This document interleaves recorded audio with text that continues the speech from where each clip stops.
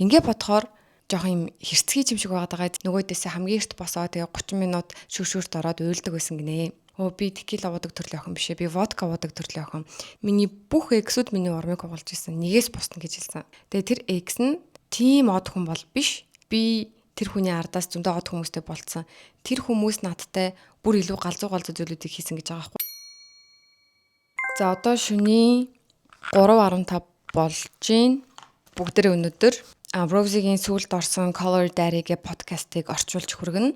Мэдээж одоо бүтэн орчуулахгүй. Яг одоо өөр ярилцлагын төрд орж байгаагүй, ярьж байгаагүй сэдвүүд тэднийг орчуулна. Ер нь давхцсан хит хитэн одоо ярьсан зүйл байсан тэднийг орчуулад яах вэ? Тэг хамгийн сонирхолтой санагдсан тэр зүйлүүдийг хүрэхээр бэлдлээ.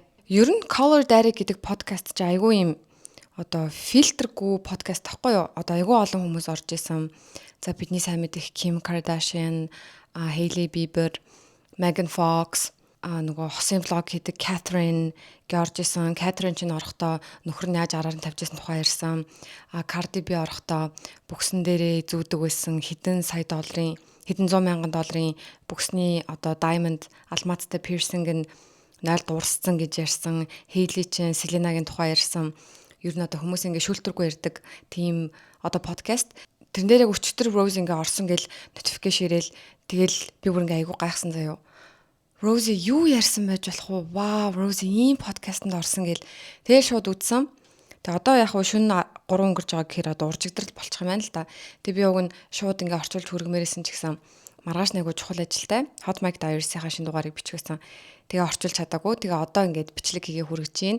Тэгээ тэр ярилцлага надад өөрт минь айгүй гой санагдсан. Тэгээд энэ ярилцлагыг бас гой ингэж үзмээр байгаа хүмүүстөндөө байгаах гэж бодож байна. Би тэгээд амир өлсөд байгаа болохоор энд ингээд яг уртаа тавиад идчихье. Энэ подкаст болохоор нийт 4 өөр газар 2 өөр улсад бичигдсэн бэлээ. Солонгост, Японд. Тэгээд хамгийн эхлээд нэг кофе шопт бичсэн, дараа нь хоолны газар бичсэн, дараа нь karaoke-д бичсэн. Тэгээд одоо Японд бичсэн. Тоглолтын дараа кофе шопт бичихтэй. За иймэрхүү газар чи ер нь хэрэг орж ирдэг вэ? Тэгээ одоо энэ газрыг ингээ бүхэлдэн түрээсэлсэн байгаа. Одоо ингэж олон нийтэд нээгээгүй хааж агаад бичсэн гэж хэлж байгаа байхгүй юу? Тэгээ Rosie хариулахдаа иймэрхүү газар ер нь ордог. Айгу ховор ордог. Гэхдээ орохдоо яг юм алуурч хувцалж ордог гэсэн. Ингээл хамаг царайгаа нуугаал, ороод зүгэл, шил зүгэл, малгай зүгэл, малгай өмсөл тэгж ордог гэсэн. Тэгээд ер нь бол хөтлөгч Alex Cooper ингэж сууж байгаа байхгүй юу? Ер нь одоо ингэ шалгаруултанд орох ямар исэн бэ? Тэнцэх ямар исэн бэ гэл ингээд яг нөгөө нэг Blackpink-ийн баримтат кинон дээр ярьсан зүйлүүдийг асуусан. Тэгээ тэрэн дээр яриаггүй байсан нэг хэсэг байх шиг байсан. Тэр нь болохоор анх 15 тадаа тэнцээд тэгээ Солонгост ирж байгаа штеп. Ингээ гэр бүлээр ирээд тэгээ YG-ийн байран дээр ирээд тэгээд нөгөө YG-ийн одоо хүмүүс за одоо ингээ манай байрлаж байгаа байрын дуу бичлэгийн студийн бүжгийн өрөө юм гэл ингээл танилцуулаад тэгэл trainee октодтай ингээ танилцуулаад тэгээ Rosie айгу хичээл ингээл hi гэж хэлээл тэгэд байж байгаа л Rosie аав ээж рүү гарсан чи аав ээж за битээр одоо ингээ явлаа гэсэн. Тэгэд Rosie чинь тухайн үедээ одоо ард яг нөгөө нэг кофе шопд орж ирж байгаа хэсэг нэ. Тэгээ Rosie чинь тухайн үедээ ингээд айгу гайхаад юу явах гэж байгаа юм уу гэд тэгсэн чинь аав ээж хоёр нь тий одоо чи ингээд октодтой ороод бэлтгэлэх хэрэгтэй гэд тэгэд ингээд хальт ингээд тэрсэн болоод тэг охиныгоо тэр бэлтгэлийн өрөө рүү оруулаа тэгээ явсан гэсэн. Тэгээ Rosie тэр одоо бэлтгэж байгаа октод руу одоо тэр өрөөнд орсноо бүжгийн өрөө байсан гэсэн баха. Тэгээ буланд очоод хамраа ингээд нагаад буланд тэгээ уйлсан гэсэн. 15 таахан. Тэгээд тэр хамт бэлтгэжсэн одоо тэр өрөөнд байсан октод нь бүгдээрээ ирж ингээд тэрэл тиймэрхүү мөрч байсан гэсэн. Ингээ бодохоор жоох юм хэрцгий юм шиг байгаа. Хизээч ингээ охиныгоо юм тусанд байлгаж үзээгүй хүмүүс бүр тис ондоо улсад очсноо яг солонгос хүн ч гэсэн солонгост амьдарч үзэж байгаагүй тэр хүүхдээ 15 таад нь ингээ үлдээснээ яваад өгнө гэхээр Rosie бүр ингээд үнэхээр аимшигтай байсан баг. Тэгээ тэр тухайгаа ярьсан. Тэгээд мэдээж бэлтгэлийн үеийг асууж байгаа. Тэгээд тэгсэн чинь тухайн үед одоо 16 наснаас 20 нас хүртэл бэлтгэгдэхдээ ер нь бол ингээд амралт гэж юу юм? Hangout тэ найзуудаараа hangout хийн гэдэг нь юу юм гэж тийм ойлголт өртөөсөө мэддэггүй байсан гэсэн. Бэлтгэл нь бол ингээ угаасаа айгүй юм чанга 11-ээс шөнийн 2 хүртэл ингээ бэлддэг. Битүү ингээд бүжгийн хичээл, дууны хичээл, хэлний хичээл, тайдны хичээл гэл маш олон хичээлүүд ингээл ордог. Тэгэл ингээл өдөр нь дуусчдаг. Тэгээ тэд нар тийм хувийн орон зай гэж өртөөсөө байгаагүй гинэ. Бүжгийнхаа бэлтгэлийн өрөөнд тэд нар ингээд хуваараа бас ингээ бэлтмээр байгаа штэ. Тэгтээ хүртэл ёо энэ бүгж эргээд хуруу тасарлаа. Тэгтээ хүртэл тэр бүжгийнхаа өрөөнд бүгд ингээд хөвчээ зүчээд юм сул чөлөөтэй юм буланд хоолоод тэгж бэлддэг байсан гэсэн. Тэгээ ганц олддог одоо юм сул ганцаараа байх боломжтой хувийн орон зай нь болохоор шүршүртэйсэн гэсэн. Тэгээд өглөө нөгөөдөөсөө хамгийн эрт босоо тэгээд 30 минут шүршүрт ороод уйлдаг байсан гинэ. Яагаад гэхээр одоо нэгдүгээр нулимсаа бусдаа харуулмарг байгаа. Тэгээд ингэ нууцаар уйлдаг. Мэдээж гэр бүлээ санаад тэгээд одоо өсвөр насны хүүхдээс болохоор тэр шилжилтийн үе нь явагдаад тэгээд одоо жоохон сэтгэл санааны дарамтанд ороод ийм ороод уйлдаг байсан гинэ. Тэгээд одоо тэр хувийн орон зай байхгүй гэдгээ бас ингэж илэрхийлсэн. Тэд нар одоо ингээ хамт байрлаж байгаа шүү дээ. Одоо дотор байранд тухайн үеийн дотор байр нэлээд жижигхэн байсан болохоор хувцас одоо тавих зай, хувцсны үлгүүр, хувцсны шүүгээ ч юм уу тийм зай байхгүй. Тэгээд зочны өрөөндөө бүгд хувцас тавьдаг гэсэн. Тийм л хувийн орон зайгүй амьдардаг, бэлтгэгддэг. За тэгээ хөтлөгч ингэж сууж байгаа байхгүй юу? За Рози чи эргчлөө гэдэг бол хүмүүст танигдахгүй байх гэж хэлж исэн. Одоо энүүгээрээ яг юу илэрхийлэх гэсэн бэ гэдгсэн чинь ер нь л маш энгийн зүйлийг хэлсэн. Одоо ингээд өмнөхөөсөө илүү одоо айдл болохоос өмнө гэсэн үг шүү дээ. Өмнөхөөсөө илүү их хүнд танигдж байгаа.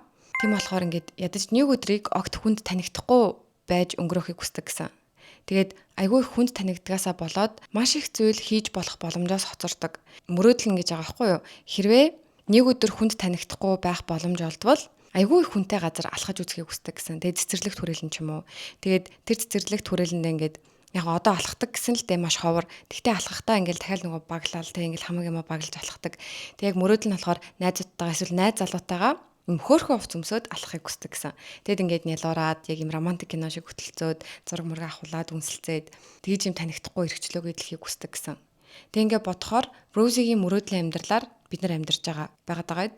Тэнгүүд яг энэ ярилцлагын яг энэ хэсгийг үзээд би одоо бидний хийдэг зүйлүүдийн одоо жижиг хэсгүүд хин нэгний мөрөөдөл байна гэж бодохоор би ямар их тасаг амьдарч байгаа юм бэ гэж бас бодогдсон. Тэгэд Розигийн ингэж хэлдэг надад бас гонигтайсан. Тэгээд одоо ингээл хэлж байгаа байхгүй найзлуудтайгаа тэгэл ингээл хөтөлцөөл ингээд cringe юмнууд хийгээл тэгээд яг энэ мөрөөдөл тэнэгэлдээ гэтэл тэгж хэлж байгаа надад айгу тэврээд авчмаар санагдсан. Энэ мөрөөдлөгөө тэнэг гэж байгаа байхгүй юу. Тэгээ хөтлөгч нь ингээд тайвшруулад үгүй шүү дээ энэ чинь тэнэг мөрөөдөл биш шүү дээ ингээд чиний дотор чи юм жоохохон оршиж байгаа гэдгийг ингээд илэрхийлж байна. Ийм жижигхэн зүйлийг ч гэсэн мөрөөдөж болдсон шүү дээ гэдгийг ингээд илэрхийлж байна гэж байгаа нь бас айгүй хөөрхөн байсан. Тэгээ энэ хэсэг нь бас хүмүүст юм бодогдуулахаар байгаа даа. Анзаараагүй тансаглал бидний амьдралд ямар их байгаа юм бэ гэж бодогдуулахаар. За одоо энэ хоёр маань ингээ газараа солиод хоёр дахь газартаа ирсэн. Энэ болохоор хоолны газар. Энэ дээр болохоор хөтлөгч ингэж эхэлж байгаа. Одоо энэ хоёр ингээ уух юм найруулж эхэлж байгаа байхгүй юу. Тэгээд Рози одоо сүүлийн үед уух туртай юм найруулж өгдөг. Тэр нь болохоор сүүжүү биертэй хойлдог. Тэгээд хөтлөгч нь чи ер нь ингээд яг ямар алкогол хэрэглэдэг вэ гэдгсэн чинь солонгос тахтаа бол яг хөвчлээ ингэж удаг. Дангаар нь биер ууж үзсэн. Айгу boring уйдгартай байсан. За тэгвэл чи ингээд гадаадд байхдаа яг ямар алкогол хэрэглэдэг юм бэ? Чи текила удаг охин уу гэсэн чинь Рози би текила удаг төрлийн охин биш ээ. Би водка удаг төрлийн охин. Текила надад яг миний амьдралын хамгийн аимшигтай шөний бөөлжс шиг амтагддаг гэсэн. Амар хэлсэн байгаа зү. За тэгээ энэ хоёр маань ярилцлагаа үргэлжлүүлээд хөтлөгч нь одоо ингээд Австралиас Солонгос руу ирээд одоо юм тулгарсан хэцүү асуудлууд юу байсан бэ гэдгийг жаа байхгүй одоо яг соёлынхоо хувьд. Тэгээ Рози чи ингээд Австралид байхдаа дандаа өөрийгөө өөрөөр мэдэрдэг. Солонгост ирэх юм бол одоо би өөрийгөө өөрөөр мэдрэхгүй дээ тэнд одоо битүү начиг хүүхдүүд байгаа гэж бодож исэн чинь бас тийс өөрөөр мэдэрсэн гэсэн. Яг нь царай найдлахын ч гэсэн ярьдаг зүйлс нь тэсондоо хоорондоо ярьж байгаа жоок нь тэсондоо тэг бүр наад захын одоо лифтэнд суухаараа хүмүүс хоорондоо яаж харилцдаг юм те худалдаа авалт хийхдээ худалдагчтай амар харилцаа өрнүүлдэг ингээд тэр бүхэн нь бүр тэсондоо байсан гэсэн. Тэгээд яг ондоо байд гэдгийг ингээд төсөөлж исэн ч гэсэн төсөөснөөс нь бүр их хэцүү байсан гэсэн. Тэрнтэй ингээд тасан зогцох гэдэг нь. Тэгээ Рози чи ингээ байн би хангалттай солонгос байж чадж байгаа болов айгу санаа зовдөг гэсэн. Тэгээд Австралид ингээ удаан байж байгаад ирсэн. Тэгсэн чи солонгосоор ярьж байгаа ч гэсэн ингээ одоо аялга нь өөр гих мэтчлэн зүйлээс өөрийгөө бас энд ч ихсэн би өөр юм биш дээ гэдэг одоо тийм хариг гаргийн хүн шиг тийм мэдрэмж авдаг байсан гинэ. Тэгээд одоо жишээ нь Рози нөгөө нэг юм лифтэн дүрндэг харилцаа одоо үйлчлэгээний байгууллагатай худалдагчтай ингээ харилцдаг харилцаа өөрөөс ингээ тэгэхээр сая би нөгөө найзтайгаа солонгос явахад надад яг тэр зүйл айгүй юм одоо сонин санагдчихсан гайхшаа хүлээж авсан гэх юм уу тэр нь болохоор хүмүүс одоо хүндэтгэлтэй ярихдаа хоолоогоо нарийсаагадаг нь ир юмгүй тэр надад айгүй сонин санагдсан одоо бүдүүн хоолоогоор тэ баярлаа ингээрээ тэгэрээ одоо тэр ард нь ингээ ёо нэмдэн штэ тэ хүндлээ тэгээд ард нь ёо нэмээд баярлаа инглээ ингээд бүхийгөөд ингэж харьцсан ч гэсэн тэр нь хангалттай хүндэтгэлтэй биш байдаг юм шиг байгаа. Заавал бүр ингээ хоолоогоо бүр маш нарийнхан болгоод нэн гэл бүр ингээд идэг. Тэр надад айгүй сонирхолтой санагдсан. Тэгээ тэр Розид бас сонирхолтой санагдсан байх гэж бодож байна. Одоо хэцүү гэх юм уу? Дасан зохицоход хэцүү. Тэгэд одоо ингээл хоолны газар мазар оронгууд ингээл хоорондоо ингээд зүгээр яг ийм хоолоогоор ярьжсэн аа. Яг зөөгч нэрэнгүүт хоол нь бүр 8 нарийнхан болоод ингээд. За тэгээ хөтлөгч нь йогуртнаас нэг идчих. Тэгээ хөтлөгч нь ингээд асууж байгаа байхгүй юу? Би чамайг анх Rose гэж дуудаж байгаа. Одоо би чамайг Rose гэж дуудаж байна өөрөө ирэхгүй. Тэгээд артист Rose болон одоо камергүй байх Rose хоёр ингээ хэр ялгаатай вэ? Том дуучид артистуудад юм alter ego гэдэг зүйл байдаг. Тэгээд чиний одоо alter ego чи ямар вэ? Тэг Rose-гээс асууж байгаа байхгүй юу? Rose гэдэг нь болохоор Blackpink-ийн дүр. Rose гэдэг нь болохоор Solo-гийнхэн дүр гэсэн. Одоо яг хувь хүнээрээ. Тэгээд Rose гэдэг нэр одоо энийг бас сошиал медиа дээр нэлээд хүмүүс ингэ тастаа тавьсан байсан л да. Гэхдээ яг ярьчих. Rose гэдэг нэрийг одоо артист нэрийг Rose-д хамтлагийн гишүүд ингээд нэг нэгээр нь зарладаг шүү дээ. Тэгж зарлахаас 8хан цагийн өмнө чамайг Rose гэж нэрлэе шүү гэж хэлсэн гэсэн. Тэгээ тэр үед Rose ингээд бүр what? Яагаад ингээ амар юм имээ шиг нэр штэ гэж тэгж бодож исэн гэсэн. Тэгээд тэд нэр ингээд бичиж үзүүлээд одоо ийм фонтоор одоо ингэж чинь нэрийг бичнэ гэдгсэн чинь за таалагдж ин гэд. Тэгээ ихэнх үедээ тэгж жоохон одоо дургу хүлээж авчаад тэгээ сүүл рүүгээ одоо энэ нэрэнд хайртай болсон гинэ. Тэгээд ер нь бол анханасаа ингээд одоо ингээл одод ч бодсон штэ за би яг өөрийнхөө нэрээр дебют хийх болов эсвэл юм stage nameтэй байх болов гэдэг ч юм уу. Тэгээ тэгж бодож ирсэн үү гэсэн чинь Rose болохоор ердөөсөө тэрэн дээр ингэж бодож байгаагүй гэсэн. Миний дебют хийх нэр юу байх бол гэд. Тэгээ тухайд угаасаа ингээд найзууд гэр бүл нь те Rose гэж дууддаг байсан. Би болохоор урд нь ингээд Австрал байхад нь юу гэж дууддаг байсан мэл гэж боддог байсан хгүй юу. Одоо Cheon гэж дууддаггүй лсэн байлгүй те гэдгсэн чинь угаасаа Rose гэж дууддаг байсан. Тэгээд артист нэм нь Rose болсон юм бэлээ. Тэрийг би бас энэ Color Diary-гаас мэдэж авсан. Тэгээ хөтлөгч нь ингээд Америкт болохоор idol гэдэг юм нэршил байдгүй. Одоо юм артистуудыг idol гэдэг юм ч юм уу тийм юм байхгүй. Солонгос болохоор ийм статус өгдөг юм заншил байдаг. Одоо энэ нь чамд ямар байсан бэ? Яаж нөлөөлсөн бэ? Өөртөө ихтгэлт чинь ингээд хэлж байгаа байхгүй. Тэгээ Rose хэлэхдээ ер нь бэлтгэгдэж явах үедээ би юм Beyoncé шиг болно, Michael Jackson шиг болно. Одоо тэгж мөрөөддөг байсан, тэгж бэлтгэгддэг байсан. Тийм болохоор одоо idol гэдэг нэр нь одоо юу гэдэг. Тэгээ гинт нэг шөнө дотор шууд idol болчлоо гэж орж ирээгүй. Угаасаа нөгөө бэлтгэгдэжсэн болохоор яг тэр нэр нь одоо яг юм ихэн Алекс Куперийн гайхаж байгаа шиг тийм байгаагүй. Гэхдээ гоё санагддаг юм ийм гэсэн. Idol гэдэг нэрэндээ биш. Ер нь одоо юм том мод болж байгаа нь одоо хүүхдүүд октодтой ингээл хоорондоо ярихдаа би солонгос олон дуртай, би энэ артист дуртай гэдэг одоо энэ сонголтуудыг нэмж өгч байгаа нь Rose-д гоё байдаг гэсэн. Тэгээ тэрэнд нь ингээд одоо тэр дуун гоё юм уу муухай нь тэр огт хамаагүй зүгээр юм олон сонголттой болгож өгч байгаа нь гоё байдаг гэсэн. Хөтлөгч нь ингээд тэр асуултыг нь илүү одоо тэр хариултыг нь дэлгэрүүлэхдээ ингэж хэлж байгаа байхгүй юу? Өмнө нь одоо Rose жоохондоо үлгэр дуурайл авдаг байсан энэ хүн шиг болно гэдэг байсан хүн нь Beyoncé, Michael Jackson гэд ингээд одоо жоохон хязгаарлагдмал байгаа шүү дээ. Хэрвээ Rose шиг од Rose-г жоохон байхад байсан бол Rose өөрөөрийгөө харж би энэ хүн шиг болно гэж бодох байсан байхаа те гэсэн чи Rose тийм гэсэн. Одоо жишээ нь ийм солонгос уран бүтээл байгаа шүү дээ. Тэрэн дээр яг одоо ингэж одоо илүү дөхөн болж чадах үз тийм хэмжээний үлгэр дуурайл авах артист байдаггүй байсныг одоо ингээд ер нь Rose гэлтгүү K-pop idol-ууд өөрсдөө ингэж гоё хүүхдүүдийн мөрөөдөл болж байгаа гэж тэгж хэлж байгаа байхгүй юу. Одоо зүгээр монголоор жишээ нь бодъё л да одоо юм e-спортоор хичээлэх дуртай, тоглоом тоглох дуртай хүүхдүүд урд нь одоо юу гэдэг өөр хин нэгэн багийн хүнийг ч юм уу эсвэл өөр хин нэгэн ютуберуудыг ч юм уу ингэж энэ шиг болно гэж боддог байсан бол одоо мундаг стримерүүдээ ачаар ч юм уу эсвэл Монголд гэд багийн ачаар ч юм уу ингээд би тэ Монголзын тэр ах шигээ болно гэд ингээд үлгэр дуурайл ах хүмүүс ингээд нэмэгдэж байгаа гэхээр бас гоё яагаад байгаа байхгүй юу. Rose idol гэдгийг тэгж хүлээж авдаг гинэ.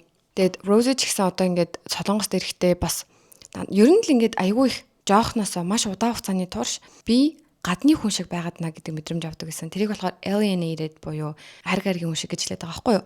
Тэгвэл Австралид байхдаа би энэ одоо энэ хүүхдүүд чиг биш байна. Би өөр юм, миний царай өөр байна те тэгж боддог. Тэгж мэдэрдэг. Солонгос дээрээд яг болчлоо даа гэсэн чи би энтхийн хүүхдүүд чиг cool биш байна. Би энтхийн хүүхдүүд чиг энд сургууль сурдаг байсан ч болоосоо тэгвэл эдний хоорондоо ярьж байгаа зүйл одоо joke ч юм уу ярианы маяг тэрийг ингээ ойлгох байсан да. Тэг дандаа тэгж боддог гэсэн. Одоо юмд тааруулах гэж хичээдэг. Энэ хүмүүст донд орчлоо. Энэ хүмүүстэй би адилхан биш байгаа даа. Яаж адилхан болох вэ? Яаж уусах вэ? Гэ тэрэн дээр айгүй их хичээдэг, санаа зовдөг. Тэр нь одоо юм дарамт болдог байсан. Тэг сүулдэ миний онцгой байгаа чаа ингээд гоё юм биш үү? Гэ тэгж одоо хүлээж авч чаддаг болсон гэсэн. Би одоо ердөөсөө би Австралид ингээд амьдарч исэн гэдгээрээ биш. Би Солонгост одоо бас бэлтгэгдсэн гэдгээрээ биш. Зүгээр л ингээд маш олон улсын олон соёлыг ингээд нэгтгсэн тиймэрхүү зүйлүүдээр би юм биш үү? Заавал яг аль нэгэнд ингээд харьяалагдаад аль нэгэнд заавал уусаад ах шаардлагагүй юм биш үү гэж бодож сурсан гэсэн. За тэгээд хоолныхоо газраас гараад энэ хоёр 3 дахь одоо зураг авалтынхаа байр руу очин. Тэр нь болохоор Rosie-гийн дуу бичлэгийн студи. Тэгээд дуу бичлэгийн студийг ингээд засцсан. Rosie-гийн одоо дуу бичлэгийнхэн тухай, альбомныхын тухай, дуу бичих процесс ямар болдог тухай ингэж одоо яриа эхэлж байгаа байхгүй юу. Тэгээд Rosie ингэж хэлж байгаа. Одоо бидний амьдралд ямар нэгэн зүйл болохоор эсвэл ямар нэгэн зүйлийн тухай үзэл бодолтой болно шүү дээ, сэтгэлдэлтэй ч юм уу те. Энэ одоо энэ хүн ингэдэг юм байна ч юм уу. Хүний амьдрал гэдэг чинь ч юм ингээл random ингээд бодлоод орж ирж шүү дээ. Тэнгүүд ингээ хүмүүс хөвчлэн сайн найзтайгаа ярьдаг. Эсвэл найзлуудаагаа ярьдаг. Эсвэл ихчтэй гэр бүлтэйгээ ярьдаг. Тэнгүүд Rosie болохоор тиймэрхүү ярилцмаар санагдсан үедээ шууд студи руу гүйд очичдаг гэсэн. Тэгээд тэндээ яг юм бодож байгаа тэр бодлуудаа шууд ингээ гаргадаг. Тэгээд тэр нь ингээ дуу болдог гэсэн. Тийм болохоор Rosie-гийн дуунууд одоо энэ альбом нь илүү найзтай ярьж байгаа юм шиг, өдрийн тэмдэглэл дээр бичиж байгаа юм шиг тийм дуунууд болдог болсон. Тэгэд ер нь бол ингэж байгаа байхгүй юу? Мэдрэмжийг яг тухайн үед нь гаргаад эсвэл тухайн үед нь буулгаж авахгүй бол маргааш тэр мэдрэмж яг тэр мэдрэмжээрээ байха болдог гэсэн. Нөгөөдөр бүр болно. Яг уу тийм юм болсон. Гэхдээ мэдрэмж нь юм өөр. Цацагдаагүй нэг дуу байдаг гинэ. Тэр дууга бас ямар нэгэн зүйл болоод ингэ бичсэн. Тэгээ тэр дууга ингэ мартцсан. Тэгж байгаа гинт ингэ хөөе би нэр нэг тийм дуу бичсэндээ гэд уцаа ухаж ухажгаад олоод сонссон чинь Rosie ингэ би тэр үед ингэж мэдэрчээсэн бах таа гэж уйлсан гэсэн. Тэр дууга сонсоогүй байхдаа нэг тухайн үед болсон зүйлийн талаар ярихдаа тийм нэг тиймэрхүү болсон. Нэг тэгжсэн баха тийм мэдхгүй нэг тийм сүртэй мэдрэмж байгаагүй юм шиг санагдаж байна гэд яг гоо тэгэж ингэж эргэж санана. Харин яг тэрийгэ дуу болгочоор би ийм үг зохиосон бах та, би ингэж мэдэрч ийсэн бах та гэж яг тэр мэдрэмжийг яг тэргээр нь ингэж хөлдөөчдөг гэж ойлгосон би. Тэг ер нь ганцхан одоо энэ цацагдаагүй дуу гэлтэхгүй ер нь л ингэ дуунуудаа сонсохоор яг тийм байдаг. Хэрвээ тэр тухай ингэ дуун дээр бичээгүй байсан бол тэр үйл явдал, тэр үзэл бодол, тэр мэдрэмжийн тухай ингэ мартцсан, хальт мөлт ингэ сандаг. Тэгээд хөтлөгч нь ингээд ямар дуу ийсэн яагаад цацаагүй энэ цацах уу гэдгсэн чинь энэ дуугаа болохоор альбом гарсны дараа бичсэн. Тэгээд энэ дундаа өөрөө аюу дуртай. Тэгээд энэ дуугаа цацахыг хүсдэг гэсэн. Тэгээд тухайн үедээ Rosie энэ дуугаа биччихэд тэр дуу нь өөрт нь таалагдаагүй гэсэн. Аюу cringe санагдаад, хитрхийн юм sweet, одоо нялуун санагдаадсан. Тэгээд тэр дуугаа ингээд мартцсан юм байна. Тийм болохоор хэдэн сарын дараа эргэж сансан. Нэрээ би нэг ийм дуу cringe гэдэг ингээд хатгалцсан шүү дээ. Ямар байсан бол нэрээ сонсё доо гэж сонссон чинь айгүй хөөрхөн байсан гэсэн. Одоо өөрийнхөө мэдрэмжтэй дахиад шинээр танилцсан гэх юм уу? Тийм болохоор хэдүүлээ нэг тийм sweet, тиймэрхүү Rosie-гийн мэдрэмжийг илэрхийлсэн тэр дууг сонсч болох нэ удахгүй. Тэгээд хөтлөгчийн надад бас нэг зүйл айгүй таалагдсан. Бид нар ингээл хамтлагийн охтууд гэж юу айгүй хэрдэг шүү дээ. Монголоор ярихдаа ч гэсэн хамтлагийн эмэгтэйчүүд гэж ярьдаг. Тэгээд гадаадд ч гэсэн Blackpink-ийнхнийг ярихдаа танаа бусад охтууд чинь те Blackpink-ийн охтууд girls гэж ярьдаг. Тэгсэн чинь хөтлөгч нь ингээд women, Blackpink-ийн women, Blackpink-ийн эмэгтэйчүүд гэж ярьж байгаа надад айгүй юм сонсоход юм шин байсан. Тийм биш. Тэгээд Rosie болохоор өөрөө ярихдаа манай охтууд гэж яриад байгаа байхгүй юу? Бос охтуудынхаа өмнөөс хэлэхэд мэлхэд гээд тэгээд хөтлөгч нь болохоор эмэгтэйчүүд гэж ярьж байгаа нь гоёсэн. Тэгээд одоо ингэж сууж байгаа байхгүй 2023 оны сүүлээр Blackpink-ийн охтууд ингээд эмэгтэйчүүд 1 жилийн ийм завсарлага авсан. Тэгээд яг тэр завсарлага авъя гэдэг шийдвэрийн цаана яг ямар ярилцлага болсон бэ? Тэр тухайгаа ярьж болох уу гэд. Тэсэн чи Rosie хэлэхдээ яг ийм нэг сууж ярилцаал тэгж шийдээгүй айгүй олон ингээд ярилцсан юм урт хугацааны шийдвэр байсан. Тэгээ тэр шийдвэр нь тэр ярилцлага нь яг Blackpink-ийн энэс өмнөх 23 онд хийжсэн тоглолтынхаа үеэр ярилцаж хийсэн гэсэн. Хөтлөгч нь асууж байгаа байхгүй та нар тэгээд ингээд та нар одоо ингээд гэрээ чинь дууссан. Тэгээд ингээд хувь хувийнхаа карьерийг хөөн гэж фэнүүдэд хэлэхдээ айжсэн уу сандарч ирсэн үү гэсэн чинь ингээд Rosie бид нэр өртөөсөө сандраагүй гэж хэлсэн. Яагаад гэхлээр хувь хувийнхаа карьерийг хөөх болсон шалтгаан нь эдгээр одоо залуу банд суралцж гин хамтлагаараа зөндөө зүйл хэлээ. Гэхдээ яг юм хувь хувьдаа эрхчлөөтэйгээр өөрийгөө илэрхийлэх төсөө тийм боломж өртөөсөө олдоогүй. Тийм болохоор тэрийг өөрсдөө олгомоор байсан. Тэгээд бас хамтлагаараа бид нар одоо болцсон. Одоо хийх юм байхгүй гэж өртөөсөө бодоогүй. Бид нарт хамтлагаараа хийх юм зөндөө байгаа. Хиймээр байгаа. Одоо дуунууд, уран бүтээлүүд, хөрмээр байгаа амжилтууд, зорилгууд зөндөө байгаа. Тийм болохоор хамтлагаараа иргэн нэгдэн гэдэг ингээ угаасаа мэдчихсэн. Тийм болохоор ямар тарах гэж байгаагаа зарлах гэж байгаа шүү дээ, тий. Тийм болохоор өрдөөс сандраагүй харин ч айгүй юм excited юм догтлсон байсан гэсэн. Угаасаа тэд 2018 онд хэзээ тэтгэл 16 онд бидсэн шүү дээ. Тэгээд октод чи ингээд 23 онд гэрэн дууссан гэхээр 7 жилийн гэрэн ингээд дуусч байгаа байхгүй юу? Тэгээ фэнүүд ингээ айгүй айсан одоо энэ тарчих үедээ ингэч үедээ тэгч үедээ гэд. Тэгээд октод Rosie-гийн хэлж байгаагаар анх гэрээ зурж исэн үеэс сандгүй гэсэн. Яг ямар гэрэн дээр гар үсэг зурсан бид нар бүр гэрээг уншаачгүй шууд зурсан байх гэсэн. Тэгэд айгүй юм олон жилийн гэрээ зурцсан тэр нь дууссан. Тэгээ угаасаа гэрээ шинжил одоо шинээр хийнэ гэдгийг мэдчихсэн эднэр. тэр процесс нь ч гэсэн удаан байна гэдгийг мэдчихсэн. Яагаад тэгэхээр эдгээр илүү туршлагатай болсон одоо яг энэ карьер дээр юуг илүү чухалчлах ёстой, яаж ажиллах ёстой гэдгийг илүү ойлгоцсон. Тийм болохоор гэрээнийх нь процесс айгүй удаан болсон.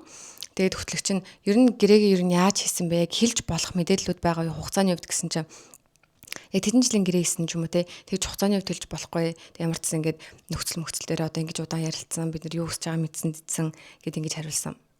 Тэгээд хөтлөгч нь асууж байгаа байхгүй хэрвээ Blackpink-ийн гишүүнүүдийн нэг нь хамтлагаас гармаар байна гэж хэлвэл та нар яах вэ гэдэг энэ тухай ярилцчихсэн үү гэсэн чинь Rosie яг те за нэг нь гарахаар бол яах вэ гэж ер нь бол ярилцж байгаагүй хаа гэж хэлсэн. Гэхдээ нэг иймэрхүү одоо зүйлүүд ярьсан гэж байгаа байхгүй юу? Хэрвээ нэг нь одоо энэ зүйлийг үргэлжлүүлмээргүй байгаа санагдах юм бол бусд нь шууд хүлээн зөвшөөрөөд одоо тэр шийдвэрийг дагна гэсэн. Яагаад тэгэхээр эдгээр бие бинийгээ сэтгэл хөдлөлөөр ч юм уу те эсвэл буруу шийдвэр гаргахгүй гэдгийг мэдж байгаа.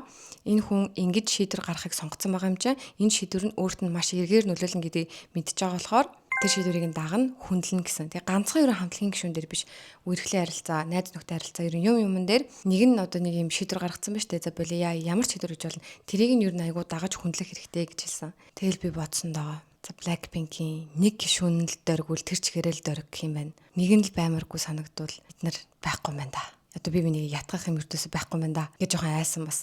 Тэгээд Blackpink-ийн хоорондын харилцааг асууж байгаа байхгүй юу? Та нарыг гэр бүл шиг байд юм уу? Өч дүүс шиг байд юм уу?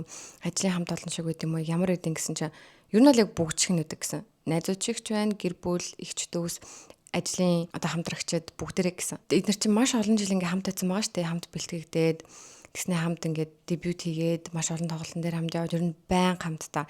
Тэгэд энэ нэг жилийн завсарлагын хугацаанд ер нь би битэйгээ маш ховор уулзсан гэсэн.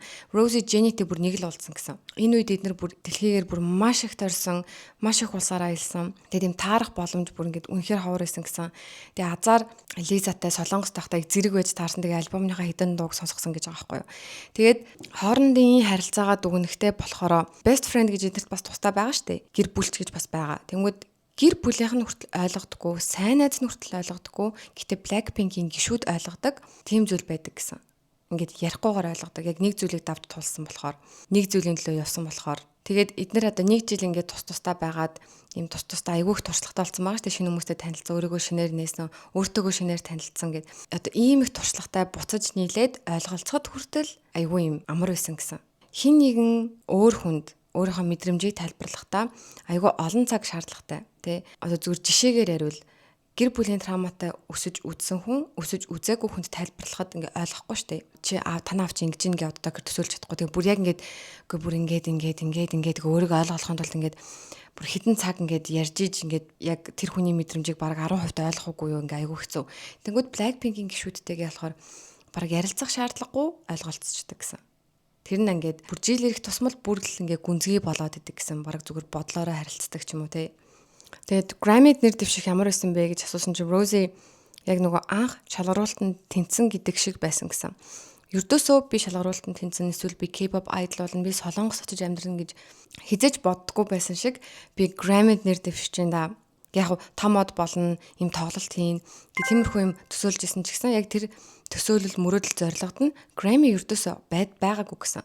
Тэгээд Grammy-д нэр дэвших яг л юм пөөх гэж бодогдоо. Тэгээд ер нь жилээс жилд Grammy нэр дэвшсэн хүмүүсээ зарлахад reminder тавьж байгаа юм байна гэж боддог болсон гэсэн. Тэгээ хөтлөгч нь Number One Girl гэдэг дууны тухай асууж байгаа байхгүй юу? Тэгээ Number One Girl гэдэг дуугаа чи өөрөө хэлэхдээ им disgustingly vulnerable балиар имзэг дуу гэж хэлсэн. Тэгээд яагаад ингэж хэлсэн бэ гэсэн чинь яг эдний нэг жилийн завсарлага нь эхлээд удаагүйсэн гинэ. Тэгээд Rosie ингээл ивентүүдэд ингээл өргөддөг. Тэр ивентүүд нь майгүй юм тасаг ивент тэгэл ингээ өргөдөөд байжгаад тэр ивентэд үнэхээр тухгүйсэн гэсэн. Ердөөс ингээл нэг юм өөрийгөө онцгоогоор ердөөсөө мэдрэхгүй.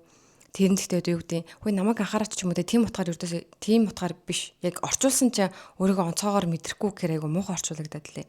Тийм өөрийгөө сайн гэж ердөөсөө мэдрэхгүй. Би чи хийж чаддаг зүйлтэй хүн шүү дээ ч юм уу те. Им өөртөө ихтэйгээр өөрийгөө мэдрэхгүй. Тэгээ айгу хэцүү байж байгаа буудалтай очиод ингээ уйлаа тэгээ Instagram руу орсон гинэ. Тэгсэн чинь ингээл тэр ивентийн үеийнхэн зургууд бичлэгүүд ингээл постлогдсон штэ. Тэгсэн чинь хүмүүсийн коммент юм байсан гэсэн. Хүүе эн чи одоо ивентүүдээр л ингээ яваад байгаа юм. Карьерт анхаардаггүй юм уу? Юу хийж байгаа ч мэдэхгүй юм. бусд нь одоо ингээд тэр нь одоо ийм entertainment боллоо, энэ ийм entertainment боллоо, энэ тэн дээр ажиллаж ийн гэж мэжнэгээд ах чинь чи одоо юугаа гэдэг юм бэ гэдэг комментууд амар их байсан. Тэгээ тэр үед Rose ч гэсэн өөрийгөө яг юу хэмээр байгаагаа мэдэхгүй байсан үе гэсэн. За байж да би ганцаараа байхаараа юунд баярлдаг вүлээ? Би ганцаараа байхаараа юу надад юм урам зориг өгдөг вүлээ?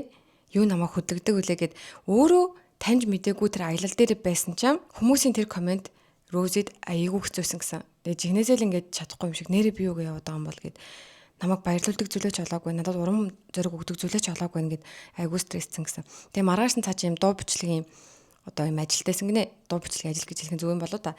Тэгээ цаа чи тийшээ очиход нүрээ будаж хахт ингээд уйлсан гэсэн. Ингээ аяйгуу өөртөө ихтгэлгүй болоод гэд. Тэгээд тэр студид очиод number 1 girl гэдэг дууных нь санаа гарсан гинэ. Тэгээ Rose ингэж хүсдэг гэсэн. Фэнүүд намайг харахтаа Rose би даасан. Rose аяйгуу хүчрэхэг.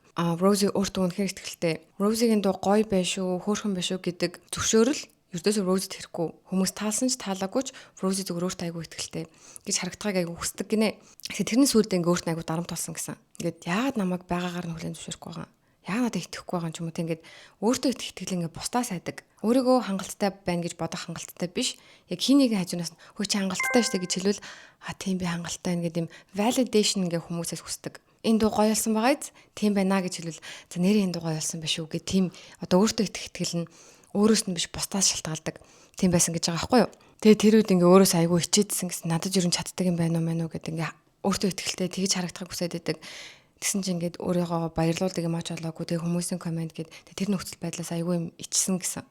Тэгээд өгтөгч нь асууж байгаа байхгүй юу? Хүмүүсээс им хүлээн зөвшөөрөл хүсдэг энэ зан чин хүмүүс чамтай харилцах харилцаанд яаж нөлөөлсөн бэ гэсэн чинь Rose айгүй олон хүмүүст намайг гомдоох тэр боломжийг нь өгсөн, уйлуулах боломжийг нь өгсөн гэж хэлсэн. Тэгээд энэ мэдрэмж нь юрдээс арилаагүй одоо ч гэсэн байдаг. Гэхдээ бас ингээд тэрийг одоо анзаардаг. Би хүлээн зөвшөөрөх гээд ингэж байгаа юм биш үү гэдгийг анзаардаг. Тэгэд одоо хүмүүс ингээ 30 хүрэхээр хүн ингээд одоо юмыг илүү өөрөөр хардаг болдог гэсэн. Тэгэд миний тэр үе маань хурдан ирээсэ гэж Rose тэгсэн. Тэгээд дараа нь одоо дууныхын тухай ярьж байгаа юм чинь ингээд хөтлөгч маань ингэж сууж байгаа байхгүй. За чи дуун дээр токсик харилцааны тухай дуулсан. Тэгээ энэ тухай одоо энэ чинь ямар байсан бэ гэдсэн чи Rose ер нь сэтгэл зүйч дээр ингээд очдог. Тэгээд тухайн сэтгэл зүйч нь хэлэхдээ өөрийнхөө мэдрэмжийг хүлээн зөвшөөрөх хэрэгтэй. Би уурлаад байгаа юм байна, би гониглаад байгаа юм байна, би өөрийгөө арчаагүйгээр мэдрээд байгаа юм байна, би жоохон эгороод байгаа юм байна ч юм уу те. Тэр мэдрэмжтэйгээ нүүр тулах хэрэгтэй гэсэн. Тэгэд Rose тухайн үедээ бүр маш их ярьдаг гэсэн гинэ танихгүй хүнд бүр ингээд хамаг юм ярьдаг би ингэсэн чи тэгээд гэсэн чи тэр тэгээд тэгсэн чи нөгөөтг чи ингээд тэгэд би ингээд яа чи би тэр үед ингээд гээд бүр ингээд харилцааны тухай бүр ингээд яриалаад гэсэн. Тэр үед одоо тэгж ярьчаад тэгээд дараа нь айгүй ингэж боддог гэсэн. Өөртөө итгэлгүй гэдгийг харуулчлаа да. Намайг үл хүндлэхийг зөвшөөрсөн гэдгийг харуулчлаа да. Би өөрийгөө үл хүндэлдэг гэдгийг харуулчлаа да. Өөрийнхөө сул дорой байдлыг харуулчлаа да. Тэгээд найзууд нь одоо эргэн тойрных хүмүүс ч гэсэн тэгж хэлдэг гэсэн ингээд бити ингээ хамаагүй яриад энийг яриул чамайг буруугаар бодож шít, энийг яриул чамайг сул дорой гэж бодож шít гэд. Тэгээд Rose одоо тэрийг болох гэж хичээж байгаа. Гэхдээ бас тэр нь бүрэн дадал болцсон зүйл болохоор болгоод ингээ хэцүү. Гэхдээ ядаж ингээ ярихтаа фильтртэй ярихыг хичээдэг гэсэн. За энийг нь ядаж ярихгүй бай. За энийг зүгээр ерөнхий ярьчих. Ийм деталь нь бол хэрэггүй гэд. Тэгээ сүүлдээ одоо ингэж ярьдаг нь одоо өөрт нь ингээ жоохон дарамт болол те юу гэдэг хиний хажуунаас тэгвэл яах гэж уучлаадсэн. Яах гэж төгөлдөгсөн. Яагаад салаа явчих болоогүй юм. Чи одоо мэдсэрэж яагаад салаа явчих болоогүй юм. Чи яагаад өөрөө хамт байсан. Гэт тийм нөхцөл байдалд оруулах юм ингээ өөрөө хийдэг. Гэтэ яг хүмүүс тэгж хэлж байгаагүй л хальта. Гэтэ Rose ингээ өөр ингээ бодоод идэг. Тэгээ хөтлөгч нь ингээ асууж байгаа. Чи нэг дуун дээрээ одоо токсик харилцааныхаа тухай дуулахдаа энэ харилцаа бүр эхлэхдээ л токсик байсан гэж хэлсэн.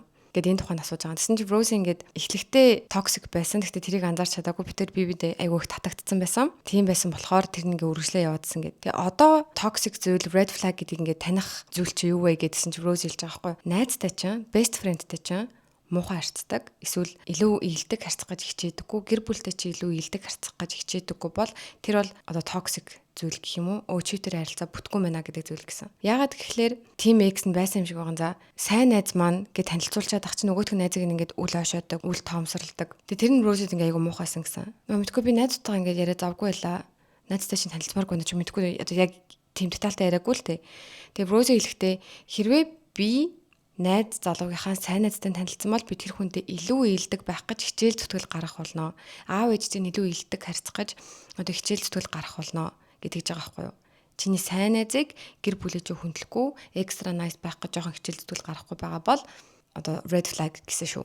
За хөтлөгчийн дараагийн асуулт. Миний урмыг хугалсаар агаад чи ядардаггүй мүү гэж чи дуундараа дуулдаг штэ. Чи үерхэл дээрээ хэр их удаа урмаа хугалуулж исэн бэ гэсэн чи Рози юу гэж хэлсэн гэж миний бүх эксүүд миний урмыг хугалж исэн. Нэгээс бусна гэж хэлсэн. Тэгэд би энэ дэр Рози нэгээс олон удаа үерхчихсэн байж гэж бодсон. Бүх эксүүд урам хугалж исэн. Гэр доороож 2 хүн. Нэг нь хугалаагүй гэхээр нэг хүн. 3 хүнтэй үерхсэн байна. Яг таамаг л да. Тэгээд хөтлөгч ингэж асууж байгаа байхгүй юу? Яг одоо чиний хувьд паблик биш ийм одоо нууц үерхэх нь яагаад зөв сонголт байгаа вэ гэж асуусан чинь хамгийн том шалтгаан бол одоо тэ харилцаагаа ил гаргадаггүй нууцаар үерхдэг шалтгаан бол хамгаалалт гэсэн. Тэр нь бас хоёр талаас хоёлаасаа болдог гэх юм уу? Нөгөө хүн нь Розиг хамгаалахыг хүсдэг, Рози ч гэсэн нөгөө нь хамгаалахыг хүсдэг. Бие биедээ өгдөг хамгаалалт гэсэн. Яг одоо яагаад хамгаалмаар идэг вэ гэхээр Рози эргэн тойрных нь хайртай дотны хүмүүс одоо юм дайралтанд өртгөөр ямар муухай байдаг, ямар амар дайралт ирдэг гэдгийг мэддэг болохоор хамгаалахыг хүсдэг гэсэн. Гэхдээ паблик үерхийг одоо бүр таг эсэргүүцдэг бол биш. Би хизээж паблик үерхэхгүй гэдэг төрлийн хүн бол биш. Ирээдүйд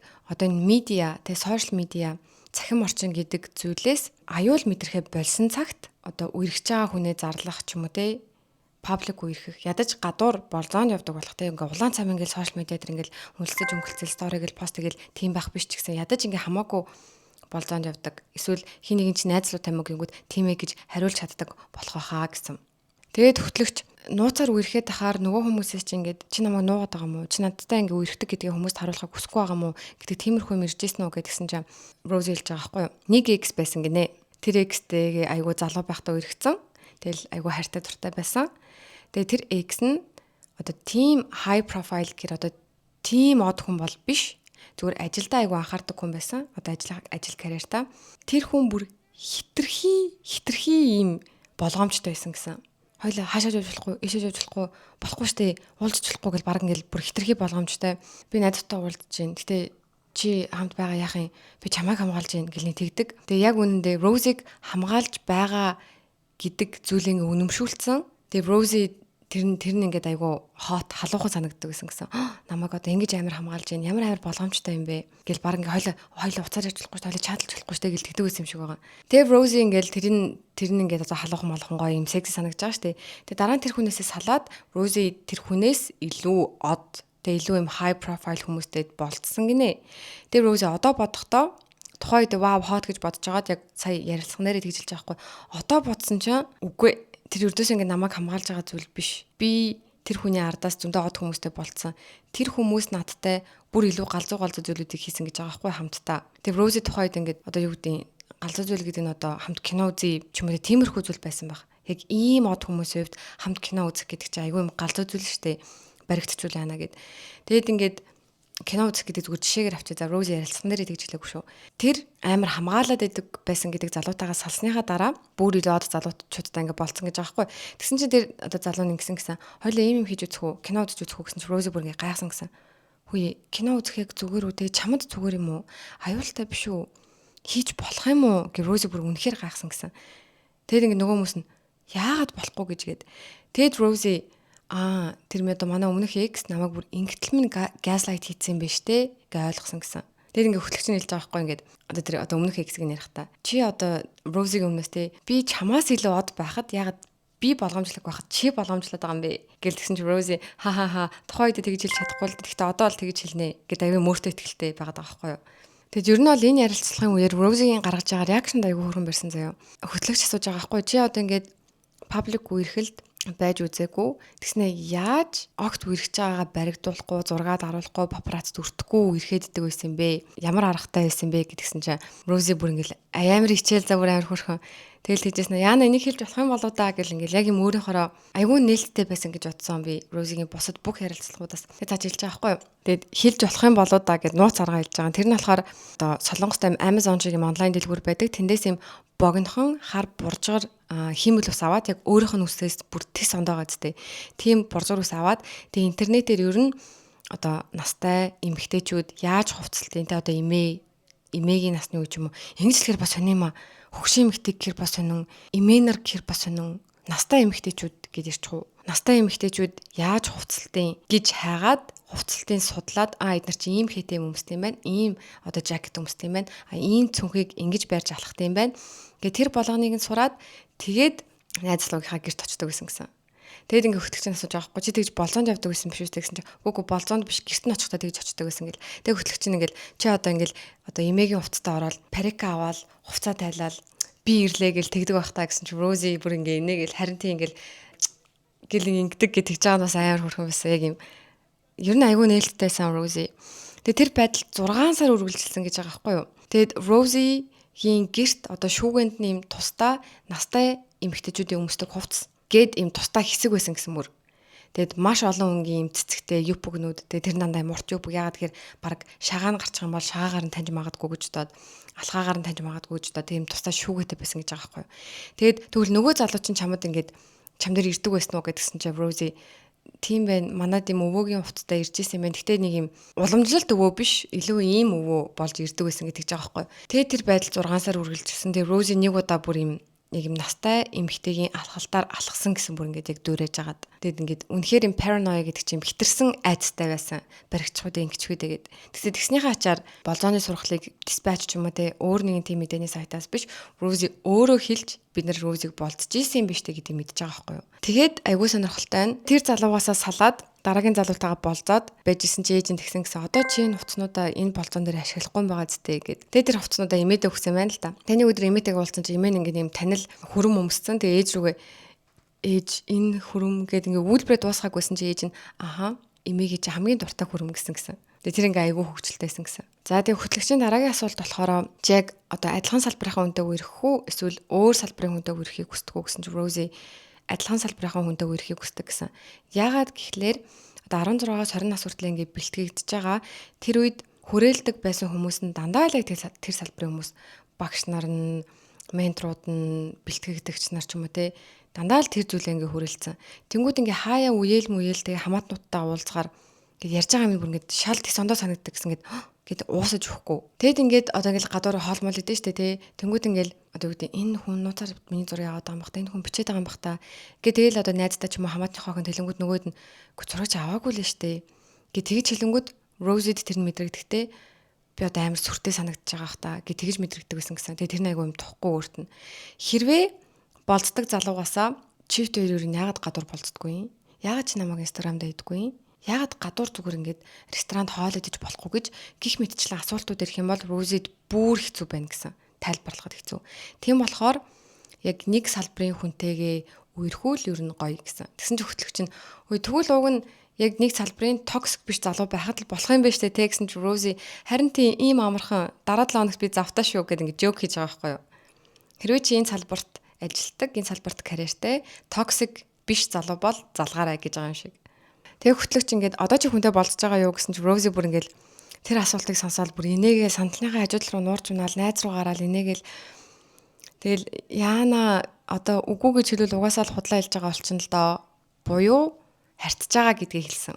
Яг үерхээгүй байгаах одоо хүнтэй харилцаж байгаа гэд үгүй гэж хэлвэл угаасаа худлаа ярьсан болчихно гэхээр тэгэд ингээд Рози хэлж байгаа байхгүй юу одоо яг ийм асуулт ирэхэд миний гаргасан реакшн гэж сонирхолтой байгаа биз гэд.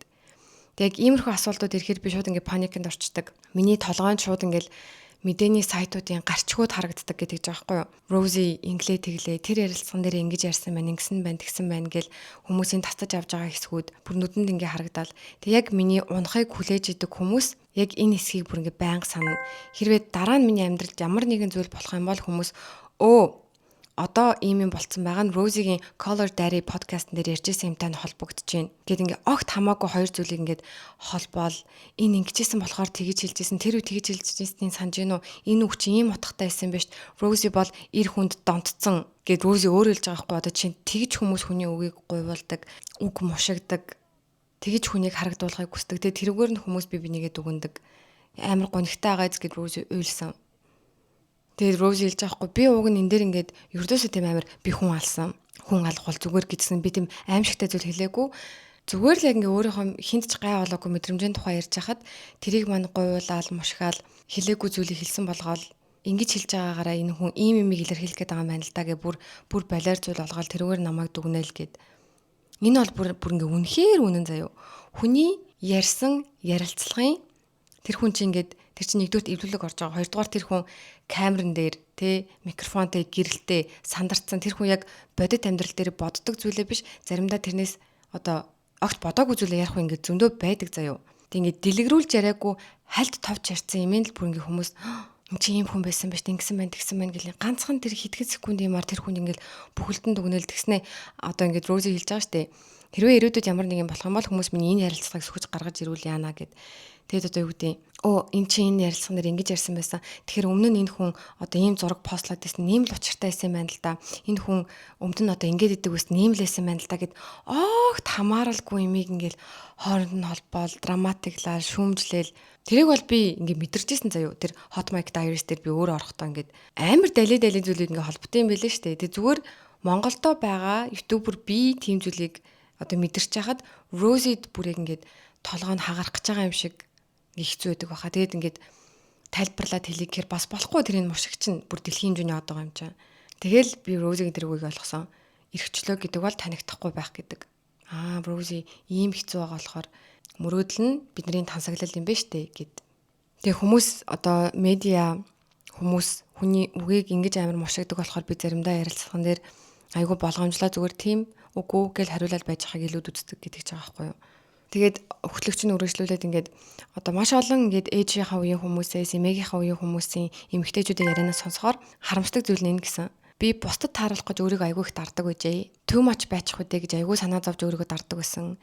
Ямар нэгэн амжилт гаргаад амар баярлчвал хажуудах маань эвгүүдээ. Хөөрцөн гэж хэлүүлэх үдэ. За ингээд дарчий. Too much хувцалгаа сайдаг байсан. Хүмүүсийг дарчих үдэ, тухгүй байлгачих үдэ. Гэт өөрийгөө айгүй дардаг байсан. Ердөөсөө төгсгөлд нь өөрийнхөө төлөө биш хүний төлөө амьдрсан амар анзаардаг аа гэд хэлж байгаа байхгүй юу. Тэгээ хөтлөгч ингэж хэлж байгаа. Хизээ чи хүмүүсийн бодлоос айхгүй, комментоос айхгүй, дайралтаас айхгүй. Тэмээ би хүндөө өргөж байгаа. Тэмээ надад хайцдаг хүн байгаа гэж хэлэх юм эрхчлөөтэй юм одоо өөртөө ихтэй болох бай гэж сууж байгаа байхгүй юу. Тэгсэн чинь Rosie number 1 girl гэдэг дурууга эргэж атсан. Ингэж хэлж байгаа байхгүй юу. Нэг ийм ээжүүд байдаг да. Чи хичээлдээ ийм өмс. Чи ингээр тэнэг штэ. Ямар муухай бүхтэд ингээл нэг бүх юм ингээ ажиглал гэдэг штэ. Одоо гоо эцэг одоо над өмсөж байгаа юм чинь болохгүй нь ямар муухай сууд ягаа ийм хөвгтөд нийлээд байгаа ингээл бүх юмд нь оролцдог охиныгоо бүр ингээд жоохноос нь ингээл бүр яг нэг ийм байлгахыг хүсдэг ямар ч алдаа хийж болохгүй гадаа тоглохгүй халтар болчин ч юм уу мэдгүй ингээд нэг тийм ээжүүд байдаг та тэрийг болохоор stage mom гэж хэлдэг юм байна хүүхдэд дандаа тайзан дээр байдаг юм шиг амьдруулахыг хүсдэг тэрийг stage mom гэж хэлдэг тэгээд Rosie яг тэгж хэлж байгаа байхгүй ийм ээжүүд байдаг та тэгтэл надад нэг тийм ээж биш надад бүр хэдэн сая тийм ээжүүд байна гэж боддоо миний үг үйлдэл бүрийг заадаг Rosie би чам тайртай л да. Тэгтэл чи үсээ ингээгүй тэнэг байна. Үс чи өмнөх нь хөрхөн байсан юм. Rosie чи бол үнэхээр гоё, тайзан дээр гоёлаа. Тэгтээ нэг гуталчин бол сонирн байна. Гэ бүр үг үйлдэл байтугай тэг хүнтэй болцож байгаа болцохгүй байгаа байтугай гутал хувцсны хүртэл ингээ шүмжилдэг гэхээр айгүй хэцүү гэсэн. Тэгэл Rosie ингэж хэлдэг гэж байгаа байхгүй. Уруулаа улаанаар бодвол чамд зохиндоо ч юм уу те. Тэнгүүд Rosie ингэж боддог гэсэн за. Үгүй уруулаа улаанаар будах нь өөр хин нэгэн артистад өөр хин нэгэн жүжигчэнд ч юм уу өөр хин нэгэн эмэгтэйд өөр хин нэгэн залууд ч юм уу те айгүй гоё байдаг гэж болон тэр хүн уруулаа улаанаар будахаар өөрийгөө айгүй гоёор мэдэрдэг. Тэглээгээд би тэр улаан будгаар нь будаад би өөрийгөө гоёор мэдэрнэ гэсэн үг биш шүү дээ. Яг тийм ялгаатай байж болно шүү дээ. Гэдэг айгүй олон хүмүүс Rosie-гийн мейкап артист, хувцсны стилистүүдийг айгүй одоо дайрдаг гинэ сүрдүүлдэг гинэ Rosie-г тэнэг хувцлаад байна. Бит ингэж хувцал мэдрэмжгүй мейкап нь ингэж тэгээж чигээд тэгээд тэд нар чинь Rosie-гийн дотны хүмүүс байгаа сайн найзууд нь байгаа. Тэгээд тэр дотны хүмүүсийг дайралтанд оруулаад байгаа айгүй хэцүү байдаг гэсэнгээд тэгээд тэр number 1 girl цацагдахад нэг өөр тэгээд цацагдсны дараа Rosie дууныхаа утгыг тайлбарлаад ярилцлага хийсний дараа team комментууд ирэхэд болцсон гэсэн. Одоо мейкап болон стилист нарт нь team коммент ирэхэд болцсон. Тэгээд Rosie тэрнээс айгүй их найдвар авсан гэсэн. Яг 100% айхаа болоогүй өөрийгөө аюулгүй байгаа гэж мэдэрч чадаагүй байгаа. Тэгтээ найдвар байгаа гэсэн. Ашгүй дээ хүмүүс болчтой юм байна. Ирээдүйд одоо юу гэдэг би болж байгаа штэ, ингэж байгаа штэ, харин тиймээс салцаан ч юм уу те. Тэгээд ярахад хүмүүс шүүмжлэхгүй зүгээр л өөртөө болж ивэл болоодоо ч юм уу те, өөртөө болохгүй байсан ч надад ямар амаах вэ гэж бодож чаддаг болох боломж байна да, найдвар байна да гэж бодох нь өөрт нь гоё байгаа гэсэн. Гэтэ одоохондоо тэр айцаад авч чадаагүй л байгаа гэх юм уу. Тэгэд яг тиймэрхүү дайралт ирдэг байх үед Rosie тайзан дээр гарахтаа амар юм сэтгэл төвшөлтэй байдаг гэсэн гинэ. За энэ хувцс маань фанууд маань хүлээн зөвшөөрөх болов. Одоо ийм мейкап хийсэн одоо фанууд маань наад мейкап ч хөөрхөн биштэй гэж зөвшөөрөх болов гэдэг айгуу тийм байсан. Тэгээ сүүлдээ тэр нэгэ болцсон гэсэн. За би фануудээсээ заавал одоо ингээд зөвшөөрөл авахгүйгээр би өөрийгөө гоёор мэдэрч болно штэ гэд. За одоо бичлэг маань дуусах төгчөө шүү. Bear with me. За одоо эндээс энэ хоёр маань ингээд солигдоод караоке л очдог.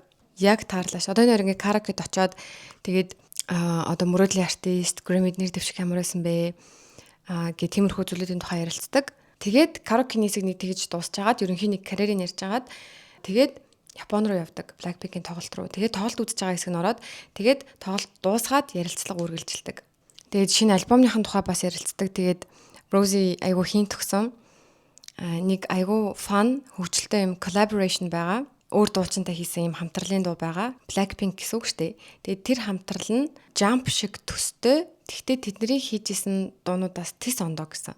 Тэрийг үзэхинсаа сонсгосон та хинтээ гэж бодож байна та хэд. Bruno Mars байвал яах вэ гэхгүй. Манай хөтлөгч ингэж сууж байгаа байхгүй ч нэг мөрөөдөл юу вэ гэдэг. Тэгсэн чинь ингээд Rosie-гийн энэ хариулт надад ингээд энийг би гоо дэлгэрүүлж ярмаарсан заяа. Мөрөөдөл юу нэг байнга өөрчлөгддөг. Тэгээд хүн юунд дуртай байна? Маргааш тэрэндээ дурггүй болж болно. Хүний үзэл бодол өөр болж болно. Тэгснэ буцаад эргээд тэр одоо жишээ нь дөрөвдийн цагаан өнгө гоё гэж боддог байж байгаа. Маргааш нь цагаан өнгө муухай гэж одоо 7 хоногийн дараа буцаад цагаан өнгө гоё гэж боддог байж болно гэж байгаа байхгүй юу? Тэгээ тэрийг Rosie ингээд тэгж тайлбарлаж хэлж байгаа нь дахиад нөгөө нэг хүмүүст яриа гуйвуулдаг, ингэдэг тэгдэг гэдэгс болж байгаа хоо бидний ийм аягүйх ажилласан байхгүй юу. Одоо ингээ ярилцлага одоо ингээл өгөө штэ тий. Тэнгүүт ингээл одоо нэг ярилцлаган дээр жишээ нь би бол ингэж боддгоо гэд ярьчаад тэгээ дараа нь тэр хүн тэрнээс ингээ өөр юм хийчлээ гэж бодож ш. Тэнгүүт л ингээл тэр хүнийг шууд хоёр нүртэй. Өстой ярьдаг шигээ биш ч юм уу тий. Тэр чиг хоёр нүртэй дээ эсвэл ярьдаг шигээ биштэй ердөөсөө биш байхгүй юу. Тийм зүйлийг ялгаж чадахгүй хүн байна гэхээр надад бас л юу гэдэг IQ гэдэг шиг EQ нь хөгжөөгүй хүн байна л гэж боддог. IQ нь ч гэсэн ер нь хөгжөөгүй байх шиг байна. Хүн нэг дуртай дуунаас уйдаж болно. Тэгээ байжснаа дараа нь сонсвол тэрэндээ дуртай байж болно. Өнөөдөр айгүй юм хэмнэлтэй дуу сонсох дуртай гэчээд маргааш нь тэр хүн эмо дуу сонсч явж ил энэ хүн ч худалчин байлээ гэж бодох тэнэг байхгүй юу? Хүн дуртай сүнгөндөө маргааш дургүй байж болно. Тэг дургүй байх үед нь асуучаад дараа нь дуртай байх үед нь асуугаад тэр хүн яг байгаа мэдрэмжээ илэрхийлээд ингэснийхэн төлөө хоёр нүртэй хэлсэн ярьсан шиг биш гэд ийм юмн дээр хүний хоёр нүрийг тодорхойлно. Ийм юмн дээр хүнийг хэлсэн ярьсантай бишээр тодорхойлдоггүй үстэй. Тэгж ярьдаг хүмүүсийг би тэгж боддгоо. Энэ хүмүүс байнга нэг хэвэндээ байж идэг хүмүүс юм байна л гэж утсан. Тийм болохоор ердөөс өөрөөс нь өөр хүн байж болно гэдэг юм нээлттэй сэтгэлгээ огт байхгүй. Би юм чинь бусад хүмүүс ч гэсэн ийм гэж бодохыг хүсдэг. Тийм хүмүүс байд юм байна гэж боддог. За тэр яг уу. Тэгэд Rosie ингээ мөрөөдлөө хэлж байгаа байхгүй юу? Ийм peace буюу тайван байхыг хүсдэг гэдэг. Тэгээд тэр тайван байдал нь ямар ч тайван байдал гэж болно. Зарим хүмүүс айгүй олон хүн дунд байхдаа тайван байдаг ч юм уу. Зарим хүмүүс гэртээ байж байхдаа тайван байдаг ч юм уу. Эсвэл Beyoncé шиг байгаа нь Rosie-гийн үед тайван байдал байж болно. Эсвэл гэртээ ингээм юм оёад суухан тайван байдал байж болно. Эсвэл буудалд ажиллахын тайван байдал байж болно. Зүгээр яг Rosie өөрөө тухайн үед яг юуг тайван байдал гэж тодорхойлно. Тэр зүйлээ хийж байгаасай гэж хүсэж байгаа гэсэн. Тэгэхээр тайван байдал гэдэг зүйл одоогийн Rosie-гоор ийм байж болно. Ирээдүйн Rosie-гоор өөр байж болно гэдгийг Rosie ингээ хэлээд байгаа байхгүй юу? Хүний юм ингээ өөрчлөгддөг шүү, боддог юм өөрчлөгддөг шүү гэд. Тэгээд энэ хоёр маань ер нь part 2 хийх юм шиг байлээ. Тэгээд Rosie эхлээд Солонгост ярьж байгаа штэ. Тэгээд Солонгостой ярьчаад одоо багийнхнаасаа найдуудаас асуусан гэсэн. Би болохгүй юм ярьсан уу? Энэ зүйлийн тухайг ярих хэрэг байсан уу? Яна миний үгийг гуйвуулах үү дээ. Дахиад одоо ингэж мингээд сүртэй нийтлэл бичээд авах үү дээ. Дахиад ингээд хэлээгүй юм хэлсэн юм шиг болгоод тэгээ ердөөсөө тийм утга санаагаар хэлээгүй байхад яг тэгээд хэлсэн юм шиг болгоод тэгснэ миний өөр өмнө нэг ярьжсэн юмтай ингээ бараг хүчээр холбож малбоод ингэж мингээд авах үдэг айгүй санаа зовсон гэсэн.